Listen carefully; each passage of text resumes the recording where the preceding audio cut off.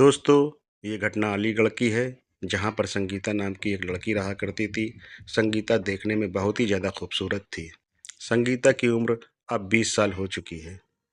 ये बात जानकर संगीता के माता-पिता को ऐसा लगता है कि अब संगीता को शादी कर देनी चाहिए। इसलिए संगीता के माता-पिता एक गाँव में एक लड़का देखते हैं, जिसका नाम पवन है। उसका एक छोटा भाई है, उसका नाम कुशल है। संगीता के माता-पिता ये देखते हैं कि पवन के माता-पिता ने पवन लोगों के लिए बहुत सारी जायदाद छोड़ रखी है। इसलिए संगीता के माता-पिता एक दिन पवन से कहते हैं कि बेटा, कभी आप मेरे घर आइए और संगीता को देखिए। अगर आपको लड़की अच्छी लगे तो शादी के लिए हामी भर दीजिए। पवन संगीता को देखने के लिए उनके घर जाता है। तभी पवन जब संगीता को देखता है तो देखकर चकित हो जाता है कि संगीता वाक़ई में बहुत खूबसूरत थी। पवन जैसे ही संगीता को देखता है, वो शादी के लिए तुरंत हामी भर देता है। कुछ दिनों बाद संगीता और पवन की बहुत ही धूमधाम से शादी होती है। अब संगीता अपनी ससुराल चली जाती है। खैर सब कुछ ठीक-ठाक चल रहा था, तभी पवन को अचानक शहर में एक काम पड़ता है, तो वो संगीता से कहता है कि मैं शहर जा रहा हूँ काम के सिलसिले से। संगीता उसमें हामी भर देती है। अब घर में संगीता और कुशल अकेले रह गए थे। तभी एक रात को संगीता जब सो रही थी, वो सो नहीं रही थी, उसकी आँख लग गई थी। तभी बाहर से खुसर-पुसर की कुछ आवाज़ आने लगी। तभी खुसर-पुसर की आवाज़ से संगीता उठ जाती है। वो जैसे ही बाहर निकल के देखती है, तो वो देखती है उसका देवर कुशल, जो कि भैंस के साथ संबंध बना रहा था। वो ये देखकर चकित हो जाती है, चौंक जाती है। खैर कुशल संगीता को नहीं देखता है, वो अपने काम में मशगूल रहता है। तभी संगीता उसके पास जाती है। जैसे ही कुशल संगीता को देखता है तो वो हड़बड़ा जाता है। संगीता उससे पूछती है कि तुम ये क्या कर रहे थे? कुशल शर्मिंदगी से आंखें नीची करके उससे कुछ नहीं कहता। संगीता उससे एक बार फिर पूछती है कि तुम ये क्या कर रहे थे? मगर कुशल उसको कोई जवाब नहीं देता। तभी संगीता थोड़ा सा मुस्कुराती है और उसके चेहरे पे हाथ रखकर उसका चेहरा ऊपर उठाती है। वो संगीता को देखता है। तभी संगीता कहती है कि अगर तुम्हारा इतना ही मन कर रहा था तो कम से कम तुम्हें मुझे बताना चाहिए। ये बात सुनकर कुशल अंदर से खुश हो जाता है। वो संगीता की कमर को जोर से पकड़ता है और अपनी तरफ खींच लेता है और अपनी बाहों में भर लेता है। अब दोनों के बीच पूरी रात संबंध बनते हैं। अब ये रोज-रोज का काम हो गया। रोज-रोज उनके बीच संबंध बनने लगे। तभी एक दिन पवन जो था वो वापस आ जाता है। खैर संगीता और कुशल जब भी मौका पाते तो संबंध बनाते।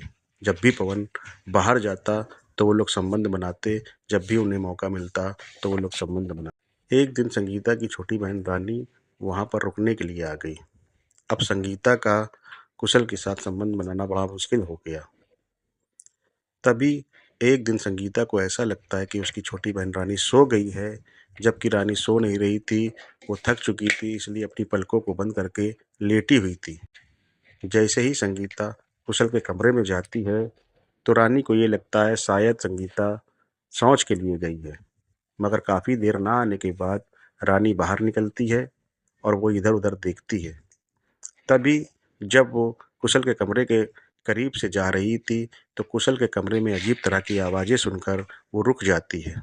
वो अपने कान को दरवाजे से लगाती है तो वो सुनती है कि अंदर कौन-सी आवाज़ें आ रही हैं। वो समझ जाती है, इसलिए वो दरवाजे को खटखटाती है। कुछ देर बाद दरवाज़ा खुलता है।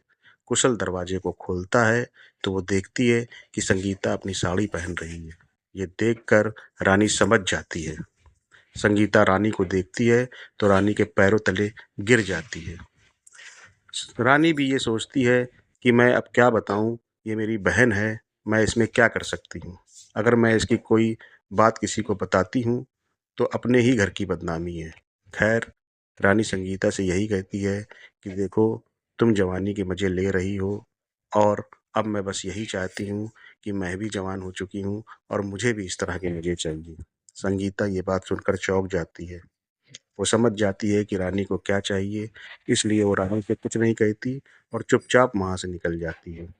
अब रानी और कुशल आपस में संबंध बनाते हैं। अब रानी और कुशल का संबंध रोज-रोज चलने लगा। एक दिन पवन रानी और कुशल को संबंध बनाते हुए देख लेता है। पवन जैसे ही रानी और कुशल को संबंध बनाते हुए देखता है तो वो देखकर एकदम चौंक जाता है और वो दोनों के पास जाता है और कहता है कि जब तुम लोगों को यही काम करना है तो तुम लोग शादी क्यों नहीं कर लेते। भी रानी पवन से कहती है कि मैं ऐसे व्यक्ति से शादी नहीं कर सकती हूँ जो तुम्हारी ही पत्नी के साथ संबंध बनाता है। ये बात सुनकर पवन के पैरों तले जमीन खिसक जाती है। पवन रानी से यही कहता है कि तुम ये कैसी बात कर रही हो। रानी पवन से यही कहती है, मैं ठीक बात कर रही हूँ, मैंने एक दिन इन दोनों को संबंध बनाते हुए देख लिया था, इसलिए मेरा भी मन किया और मैं भी संबंध बनाने लगी। पवन ये बात सुनकर तुरंत संगीता को घर से भगा देता है। रानी भी उसके साथ चली जाती है। अब पवन और कुशल घर में अकेले रह जाते हैं। पवन कुशल को भी घर से बाहर भगा देता है। खैर, पवन घर में अकेला रह जाता है, तभी उसके मामा उसके घर आते हैं। जैसे ही उनको ये बात पता चलती है तो उसके मामा समझाते हैं, कहते हैं कि बेटा, गलती जवानी में ही होती है, अगर अपनों से जवानी में कोई गलती हो जाए तो उन्हें माफ़ कर देना चाहिए, जिससे घर संसार बना रहता है। पवन इस बात को सोचता है, वो यही सोचता है कि जवानी के बहकावे में इन दोनों ने गलती कर दी और मेरा घर बिल्कुल अकेला हो गया। वो ये बात सोच ही रहा था, तभी वो देखता है कि संगीता भी वहाँ चली आ रही है। संगीता को देखकर वो चौंक जाता है। संगीता तुरंत पवन के पैरों तले गिर जाती है और माफ़ी मांगने लगती है। पवन को खैर संगीता को माफ़ी करना था, इसलिए पवन संगीता को माफ़ कर देता है। जब पवन संगीता को माफ़ कर देता है तो कुछ दिनों बाद कुशल भी वहाँ पर आ जाता है। कुशल भी उससे तहे दिल से माफ़ी मांगता है, कहता, भाई, जवानी के बहकावे में मुझसे ये सब गलती हो गई, आगे से मैं ऐसा कोई काम नहीं करूँगा जिसके कारण आपको कोई दिक्कत हो। पवन कुशल से यही कहता है कि तुम्हारे माता पिता नहीं हैं, हमारे माता पिता एक ही थे, वो अब इस दुनिया में नहीं हैं। जाओ, मैंने तुमको माफ़ किया, मगर मैं इस घर में नहीं रहूँगा। ये कहकर पवन अपनी पत्नी के साथ बाहर चला जाता है और वो बाहर ही रहने लगता है। उस घर को वो छोड़ देता है। वो दूसरी जगह में एक नया मकान लेकर रहने लगता है। पवन और उसकी पत्नी खुश थे। यहाँ पर कुशल अकेला हो चुका था, इसलिए पवन को ऐसा लगता है कि वो मेरा छोटा भाई है और बहुत ही जल्द पवन कुशल की भी शादी करा देता है। दोनों भाई अब अलग-अलग रह रहे हैं और बहुत ही ज़्यादा खुश हैं।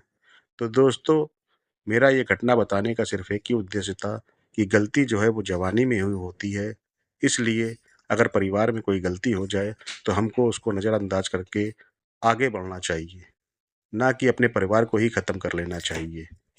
अंत में मैं आप लोगों से विदा लेते हुए बस यही कहना चाहूँगा कि मेरे चैनल को सब्सक्राइब कर दें और मेरे वीडियो को लाइक और शेयर करें, जिससे मेरा उत्साह बढ़ता रहे। नमस्कार, जय हिंद।